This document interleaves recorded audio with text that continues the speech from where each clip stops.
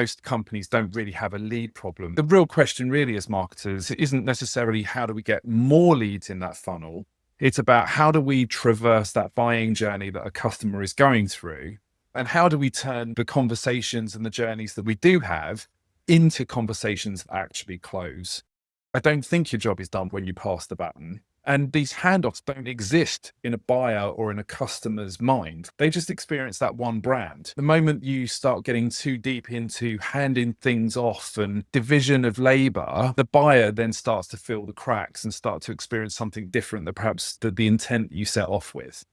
Orchestration beats handoff every day of the week. Alignment, it's really about overlapping roles. It's finding those areas where there's coalescence between the different stages that a customer is going through their journey. We'd encourage people to just stop thinking about handoffs and start thinking about orchestration. Your product marketing should lead into very clear enablement. Your product marketing should feed very clearly into a customer marketing motion as well. Certainly enablement and the customer marketing piece, they all traverse into the sales side and the customer success side that typically sits in different parts of the organization outside of marketing. Those shared plays really always beat those isolated tactics. That orchestration and that kind of coalescence, that overlapping of roles reduces waste and in my experience does increase win rate and can start to help fix any concerns you've got in there in terms of churn rates and things like that. It's really a case of trying to foster that environment, which very often starts with the leadership. Revenue culture really starts at the top. CEOs have a role to set the culture really within a company.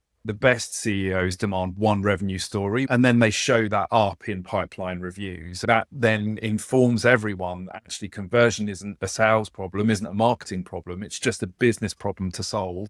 The winners aren't necessarily those that are generating the most leads. They're the ones that are converting the right ones into lasting customers. If people can align around that concept, then really the growth takes care of itself.